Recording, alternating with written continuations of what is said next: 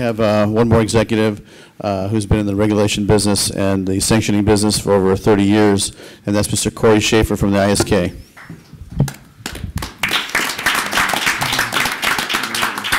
Good afternoon. Since 1986, ISK has had the privilege of working with some of the world's greatest promoters, helping to supervise and regulate combat sports literally around the world. It's a continuing honor to be able to contribute to the sport by guaranteeing the highest level of safety standard and fairness for our remarkable athletes. Bellator has a sterling record for regulatory compliance and cooperation, so we're very excited to be involved in this event coming up in London. It's a great pleasure to be working with Bellator, with Scott Coker, with UK promoter Paul Hennessy, and we're extremely excited about being involved in this event. Thank you.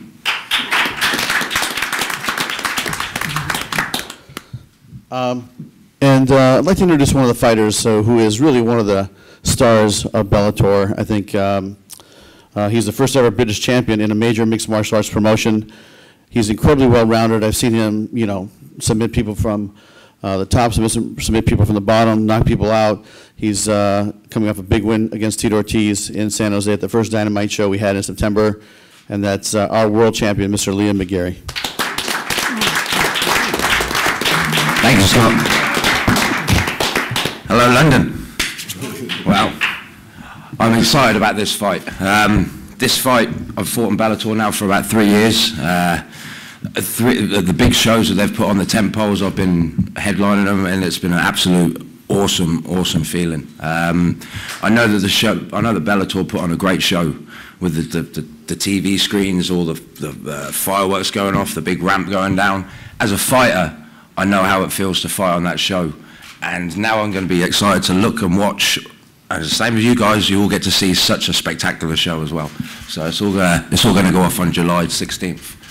Unfortunately, I won't be able to fight on this card. I'm absolutely gutted. I've spent months beating myself up about it, but I can't do anything about it. I am back in the gym training, but it's not to the level of where I should be to be defending this little baby here. So unfortunately, I won't be on there, but I will be there to be cheering along with all my friends. And the revenge here, Paul Daley, James Thompson here, they're going to be top fights, and I can't wait to watch all of them. Thank you. Thank you.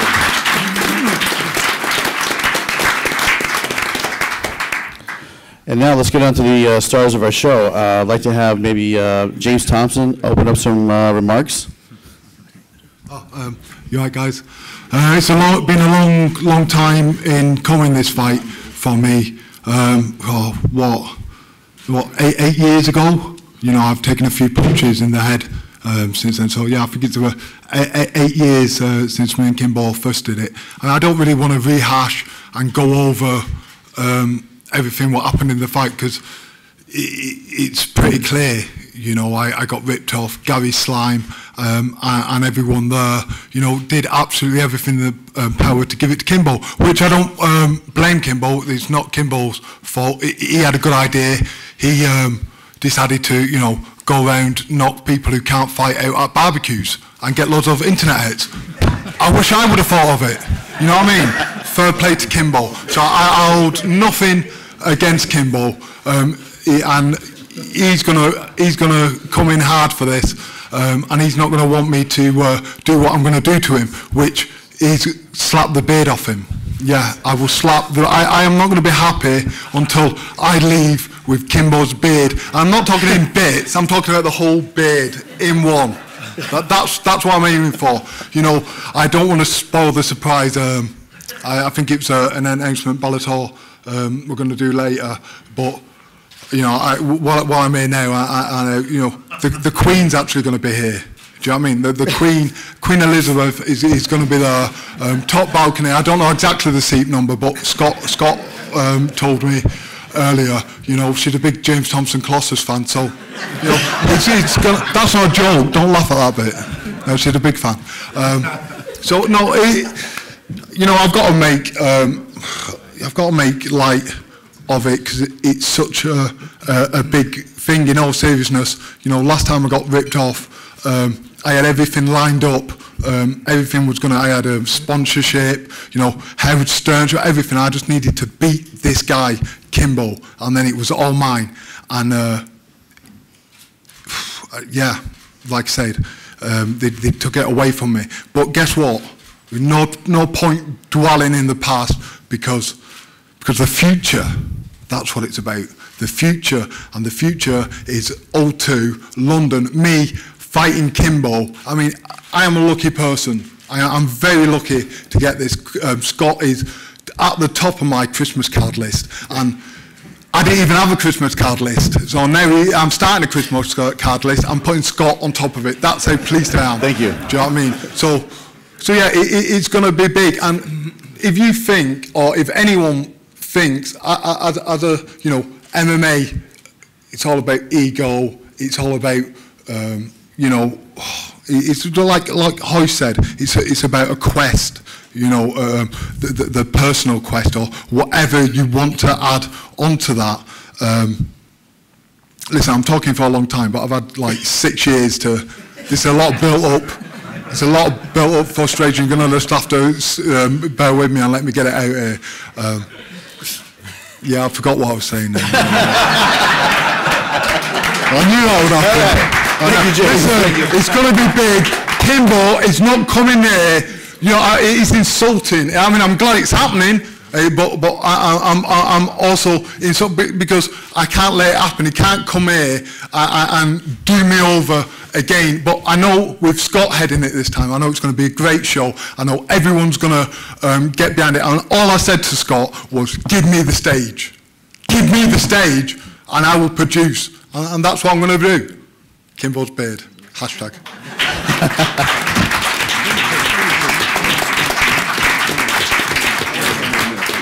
Paul Daley, please. Well, yeah, I'm just happy to be on the show. You know, Bellator's been doing great things since Scott's been in charge. It's going to be a great event, and I'm happy to be part of it. And I'm able to right some wrongs. Most MMA fans know the situation that happened between myself and Josh Krotchek, and you know, I'm happy I'm given the opportunity to act my revenge. I travelled over to Fresno, where Josh is from. I went with some posters that said "wanted" on them.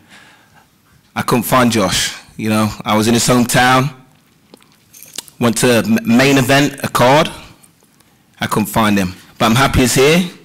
You should enjoy this time now, looking around London, seeing all the sights. Next time he's here, July 16th, the only sight is going to be seen is the inside of a fucking ambulance. And I ain't playing. That's it. Okay, on that note, Josh Krotchek, any opening remarks? That's all good,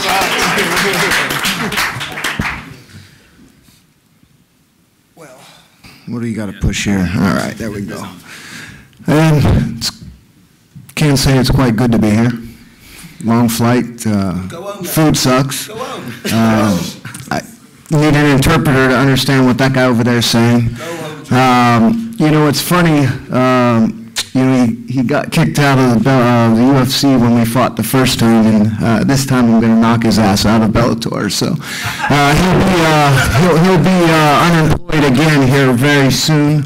Come July 16th, we'll see who's he employed by. You know, quite frankly, he walks around here like he's won the first fight we fought. Remember, if I recall correctly, at the end of the fight, Josh Krotchek's hand was raised, and that's what it'll be like coming July 16th. Great, so let's just open it up for questions from the media or fans or anybody that would like to ask questions. We have lovely Mercedes Terrell, our Bellator ring girl. She has the mic, and she's ready to pass you the microphone.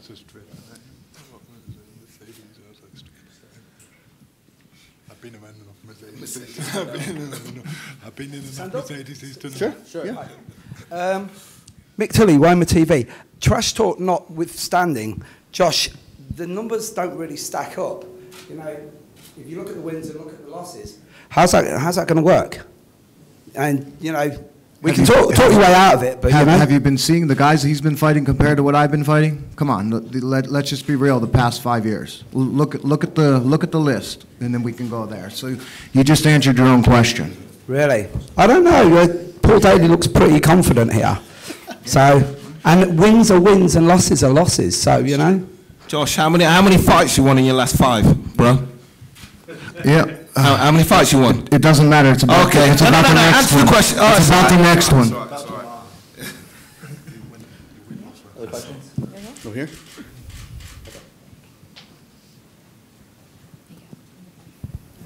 Yeah. Joel Campbell, Global Sport in Colour. Paul Daley.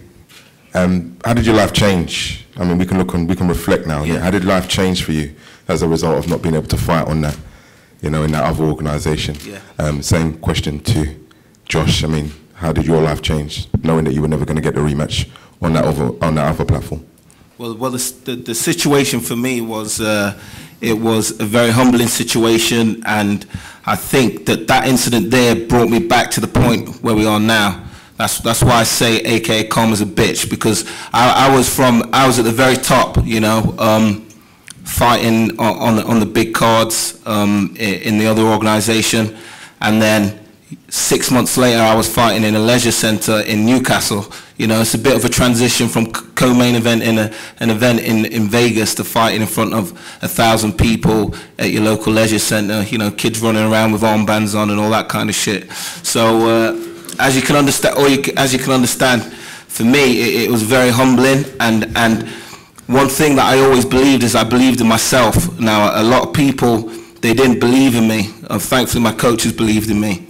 A lot of the UK media, they forgot about me. A lot of my fans left and, you know, started jumping on different bandwagons, but I believed in myself, and I fought my way up from those leisure centres, and now I'm back main eventing at the O2, and, you know, like I say, I thank the incident for that, and I thank the incident for maturing me as a person, and I'm just thankful for the opportunity. You know, I'm going to get paid well. I get to fuck this guy up, you know, and that's that. On to the next one.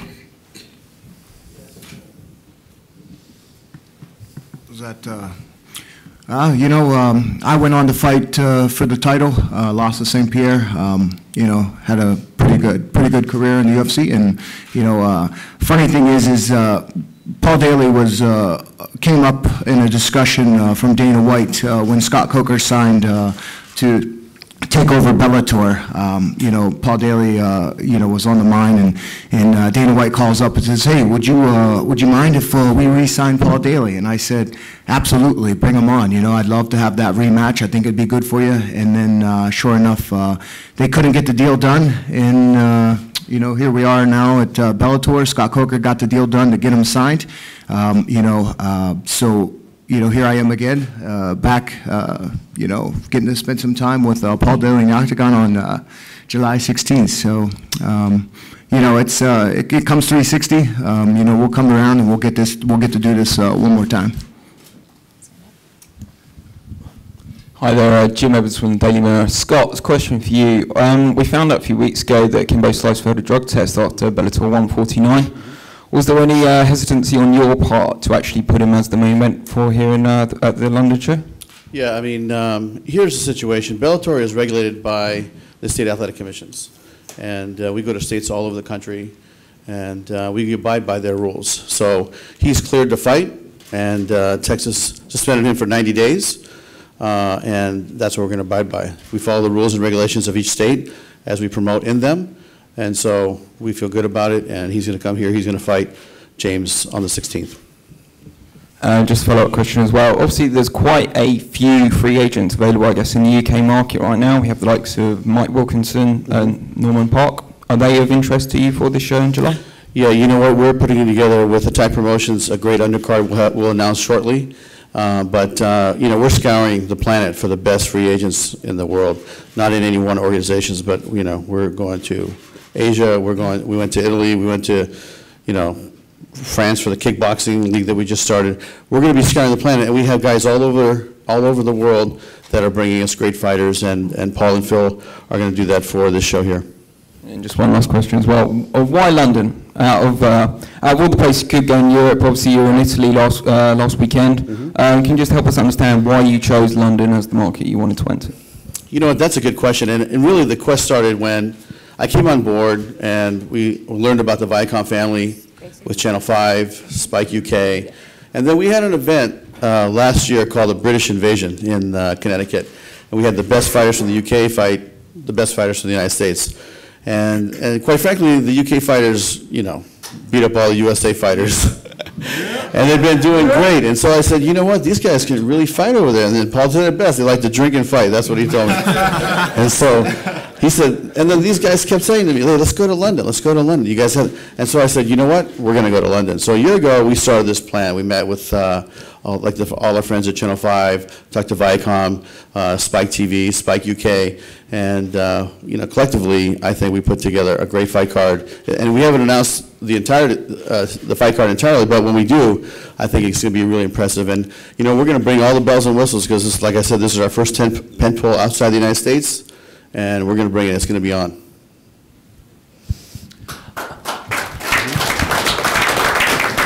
Scott, just to quickly follow up there. When you thought about London, was it always the O2, or were you thinking about other arenas? What was the thought process to kind of go to the O2 straight away? You know what? When I think of London, you know, coming from California, I think of the O2.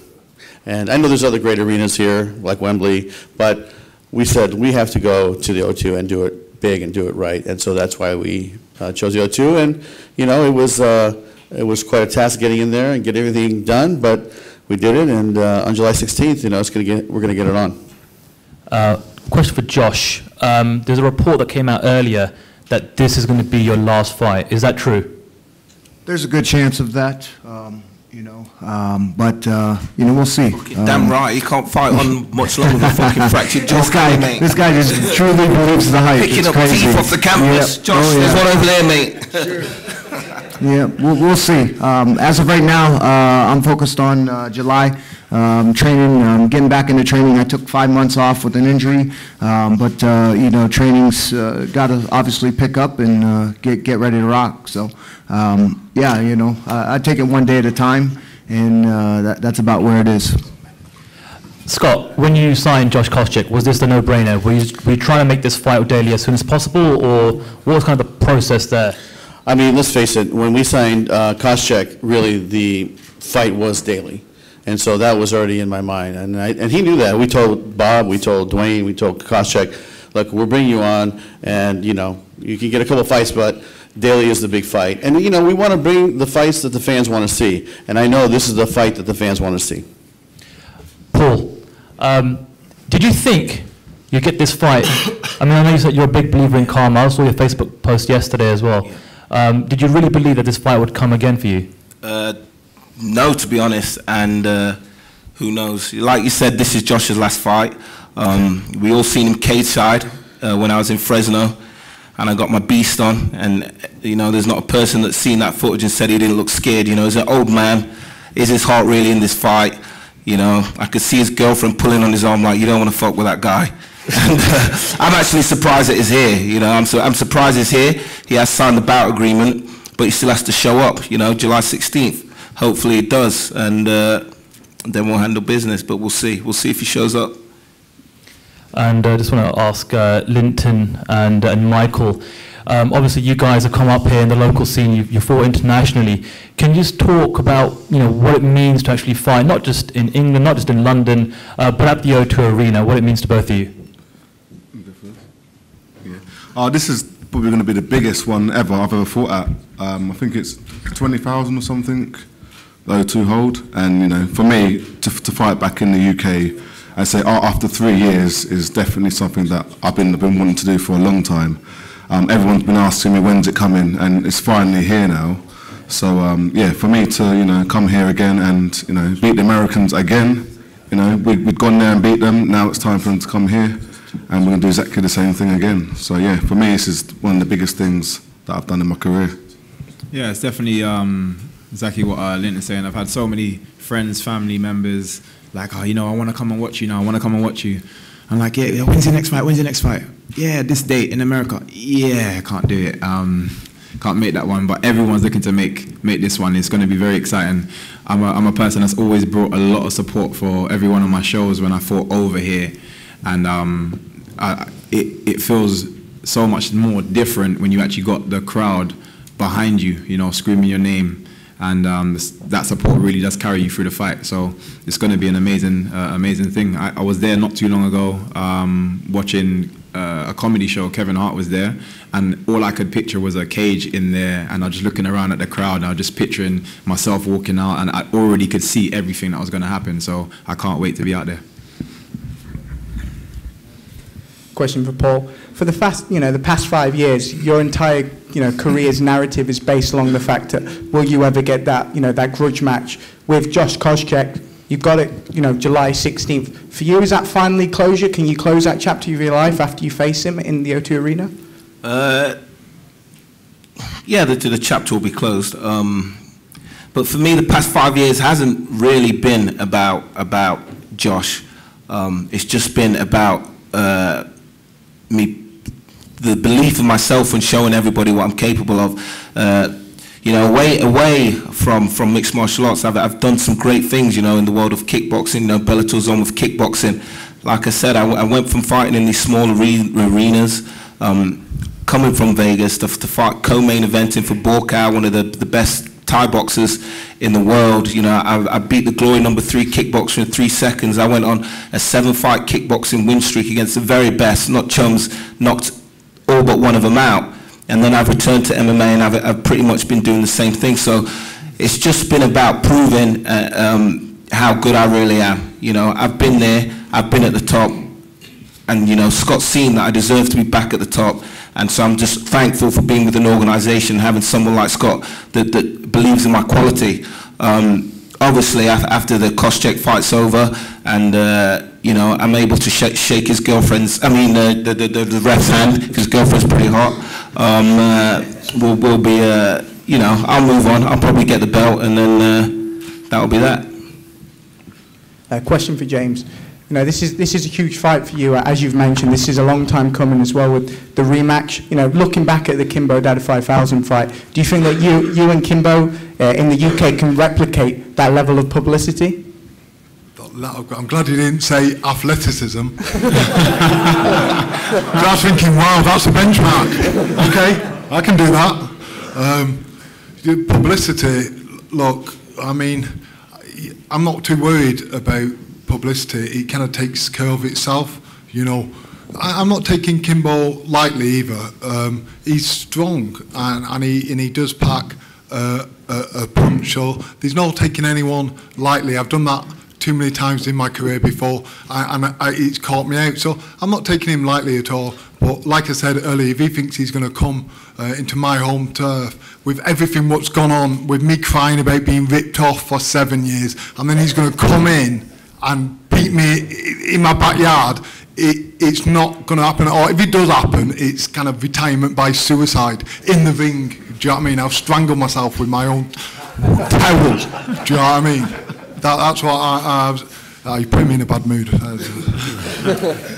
Just one last one for Scott. Obviously, London, a huge new market for you as well. Unfortunately, Lee McGarry can't fight on that card, but there's another market that he can cross over to, and that's New York, which is a huge possibility for you guys this year. Is that good, knowing that you've got a fighter like Liam, the champion, who can really fit into 2 different markets? Yeah, absolutely. Liam calls the UK, and he calls New York his home, and we'll promote him eventually in both. When we open up in New York, sometime in the fall. Hopefully Liam will be ready, and we'll have that fight. And then, as we come back here more often, we'll bring him back. I cannot wait to fight in London, man. Cannot wait. Hi, for Scott Coker, Louise from MMA Crazy. Obviously, you've been in Italy last week, and you're coming here to London. What other European markets are you interested in, if any? And do you think London could be a market for you to keep coming back to, maybe every year or every couple of years? Yeah, right now we have 3 international events on the book. One was the fight that we just did in Torino, Italy. July 16th, we're here at the O2 with our tentpole event, and then we have another date in Tel Aviv in Israel in the fall. We are negotiating with 3 other countries, and it looks like we'll be announcing those soon, but we're going to plan on having 6 international fights. But, there's just so much synergy here between the athletes that we have, the relationship with Viacom, Channel 5, Spike TV. It just makes a lot of sense to build Bellator here in the UK as well. Rory Brigstock from Mail Online. This is a question for Scott. You obviously, with Kimbo's last fight, you had the medical issues for Dada 5000, and then obviously we had the terrible events in Ireland recently. I just wanted to know who will be sort of regulating this event in London. Well, I will say this, those things are tragic. The situation in Ireland is tragic. But when I think about my 30 years in the fight business, being involved with hundreds, watching thousands of fights, in the 30 years, in the history of UFC, since '93, since Hoist fought. You talk about K1, you talk about Pride, World Series of Fighting, Elite XC. There's never been a situation like that. So that situation, I don't know anything about how it was regulated or what tests were done or things like that. I can only speak to what we're going to do, and we'll make sure that we do all the proper steps to make sure that the regulation is at the highest standard, higher than probably what's even required today in this country. So we're going to make sure everything's done right. And if you'd like to, you can speak to Corey Schaefer after the press conference and get more details on that. Thank you. Any other questions? Just a quick follow-up, if I can just ask Corey. With this event, will there be any random drug testing, or will there just be testing on the night of the fight? What's the plan at the moment? Right now, the regulation of the sport has a timeline. Okay, right now, an event permit has been granted for the date and location. The next step is to get an official fight card. Right now, I'm working with Dr. Mark Banks, you probably know, of the British Board of Boxing, to establish the licensing requirements and everything to set up all the parameters for the event. But it would be premature right now to speak about anything beyond that. But it's not an unreasonable assumption. And Scott, just to follow up on the international market question, you said 6 events. Is that 6 events within 2016? Yes. So our goal is to do 25 fights in MMA, and then we're going to do 4 kickboxing fights in this year. And actually, a question about kickboxing as well, throwing that you mentioned it. Sure. You did it in Italy. Is this London card full MMA, or will there be a Bellator kickboxing portion to the card as well? Yes, there will not be in London, but that's something that we could bring in the future. But our next kickboxing dual show will be our Dynamite show June 24th. Rampage Jackson is going to fight Satoshi Ishii from Japan, who's a gold medalist on Olympics, judo player. And that will have kickboxing on as well. We'll have Joe Schilling, Kerry Taylor, and some other fighters that we'll announce soon. What kind of thought process do you go through when you decide when you're going to have a kickboxing element to one of your cards, or when you're going to have a full MMA card? That's a really good question. And honestly, it's about timing. How we're committed to 4 fights this year for kickboxing, and I know Carlo De Blasi very well in Italy. We have a great relationship, just like Paul and I do, and we've been working together for 20+ years. And kickboxing is very big in Italy, and MMA is very small in Italy. So we said, why don't we bring a big show there and make it, and do it right. And we had 13,000+ people in the venue. It looked amazing, and the kickboxing portion was fantastic. The production was amazing. Fish did a great job, and it just looked big, and really, really proud of it. Melvin Manoff fought. We had a world championship fight for Bellator, the first one. We had some female fights. I mean, I'm sure you'll be able to see it, in the next couple weeks or so here, even on Spike UK. But it was just the right fit timing. And then, the Dynamite show we're going to do once a year, and we're doing it June 24th in St. Louis. So that just made a lot of sense. And the last 2 fights will probably be in Europe somewhere. I think in November or December we're going to go to France for our final fight this year. And next year we hope to do 6 fights, and the year after go 8 fights. Eventually, this is a fight company that's going to be, doing MMA fights and kickboxing fights, maybe producing 40, 50 events a year. Sorry, Fisher, you can't take any time off. And just one final question for maybe one of the guys from Spike UK or Channel 5. How close are we to getting all Bellator cards live here in the UK? Actually, I'll take that question. I'll direct you to their press office after the show, and you can sort that out with them after. Cool.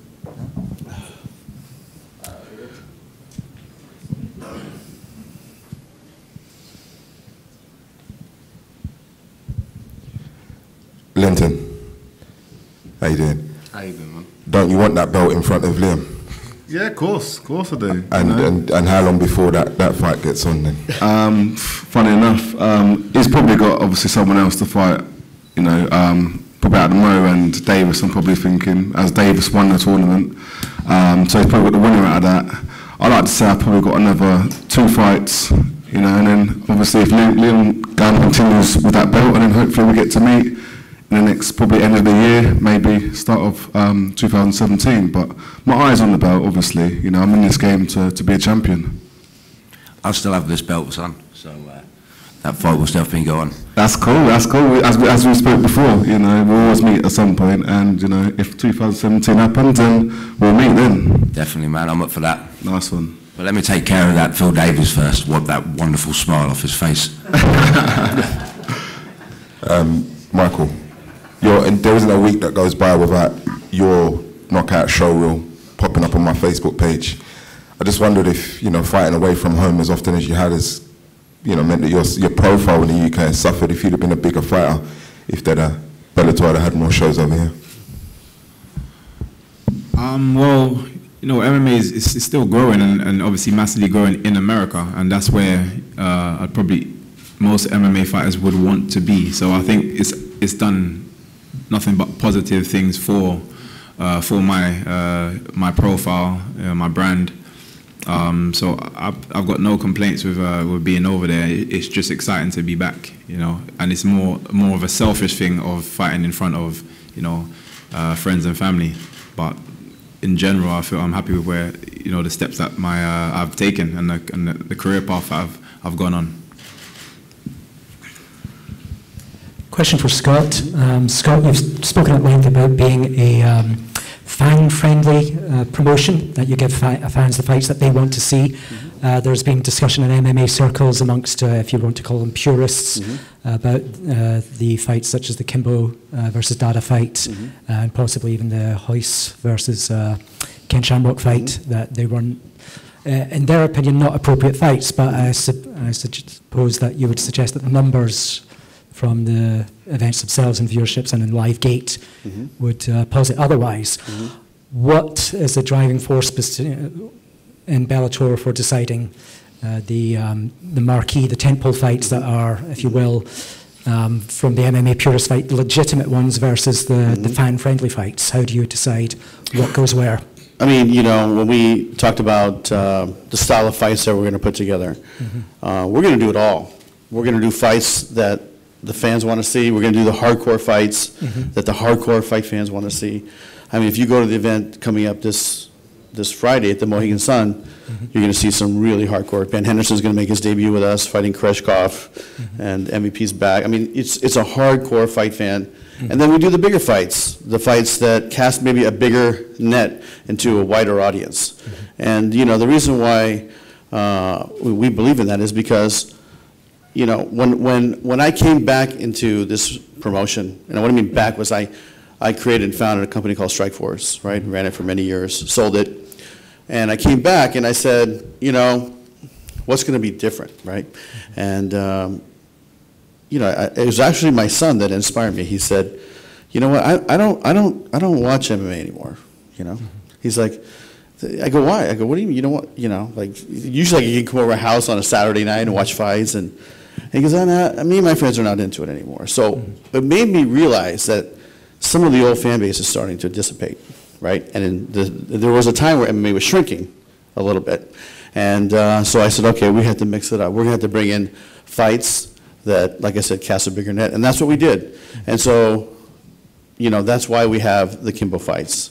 You know, James Thompson and Kimbo Slice was a competitive matchup back in 2008, and I think it'll be very competitive. I think they're both going to train hard. It's very personal. You can see it. I know Kimbo feels the same way, and he'll probably, you know, he'll be able to tell you when he gets out here. But it was really about bringing the old fans back, right? the old fans that maybe had left MMA. And I think we've accomplished that. I think our numbers prove that we accomplished that, and I feel good about it. So that's where the company's headed. You know, we're going to do some fun fights. I call them fun fights. Mm-hmm. We're going to do fights that the fans want to see, and then we're going to do the hardcore fights. I mean, to me, there's nothing wrong with that, right? You can go to, like, since the Kimbo fight, we've probably done 5, 6 hardcore fights for the hardcore fans. Mm-hmm. And, you know, once in a while, once or twice a year, we're going to do some fun fights, and, you know, that's kind of what we're going to do. Question then for Hoist, just coming on the back of your fight against Ken Shamrock. Is that the end of you in MMA circles then, or is there something that Scott could ever say or do that would tempt you back into the cage? Me no habla inglés, amigo. Sorry, I can't answer that. We've met and spoken several times, and we have the same problem all the time. Is there anything that Scott could ever say or do as regards offering a fight to you in the future that would bring you back to the cage following your last match against Shamrock? That's a very tough question. I mean, I thought I was out, and Scott brought me right back into the game. Yeah. So maybe. Never going to say never. Never going to say this. Mm-hmm. Is there anybody that you would like to face within the cage? I never picked my opponents. Yeah. I never chose. They present to me. I say, okay, let's do it. They're the promoters. They are the ones that think who would be a good matchup. I'm a fighter. Okay.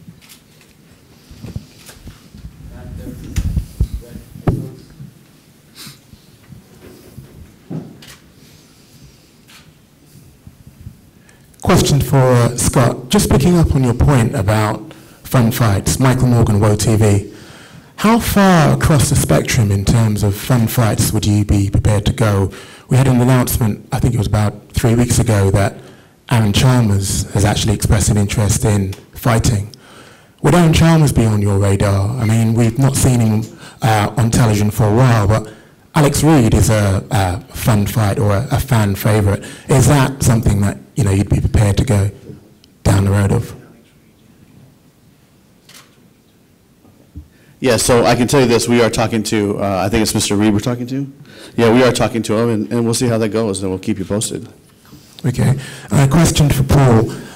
Paul, we've spoken time and time again. You've billed yourself as Paul, belt collector, Daley in many of our conversations. Where does this rank in terms of importance for you? Is it more important to get that redemption, or is it more important for you to get that belt? Yeah, my primary focus obviously is being the champion. This fight was, you know, it didn't have to be sold to me, but it was a very stupid fight for me not to take. As far as how lucrative it could possibly be for me, you know, I've got 2 kids, a beautiful girlfriend, and a growing property business. You know, I'm diverse like that. So yeah, it was lucrative enough for me to sign the fight over, potentially pursuing a belt straight out. Plus, I have 100% belief in myself and my coaches and what we have planned, that this is going to be light work. So, you know, cost check is nothing. This is going to be real light work. I've developed so much since then. Regardless of what he says about fighting bums, the only one's going to be sat on their bum come the 16th is you, boy. Trust me. Trust me. Any other questions? All right.